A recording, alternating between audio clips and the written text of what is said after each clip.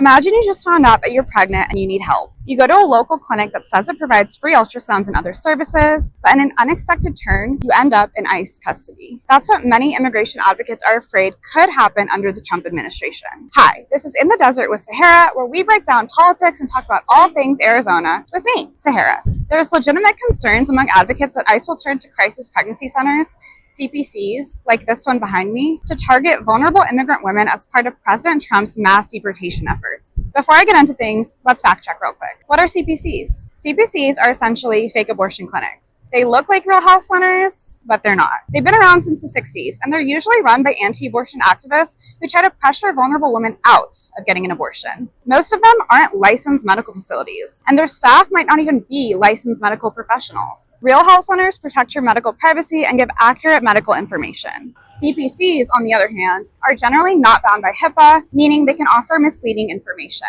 So what's the link with ICE? Advocates are concerned because unsuspecting immigrants and Spanish-speaking patients are more likely to be uninsured and probably less familiar with America's complicated healthcare system. So when a clinic, one that looks and feels legit, offers free services to confused and pregnant women, they might take it. In turn, they're more likely to become the CPC's next client, and CPCs keep track of their personal information, often asking about a patient's citizenship status, the date of their last period, information about their parents, and other sensitive information. They could, theoretically, hand over that information to the federal government and its agencies, including ICE. It's not far-fetched either. Following a demand from top Trump administration officials at the Centers for Medicare and Medicaid Services, the Trump administration gave the data of over 79 million Medicaid enrollees to ICE in an attempt to track down undocumented people and potentially deport them. The Trump administration also asked for the personal information of SNAP recipients to be sent to ICE too. So it wouldn't be a huge shock if CPCs were next. That's why many advocates are worried that immigrant communities will just be too afraid to even seek healthcare at all. Or if they do, they could end up at a shady CPC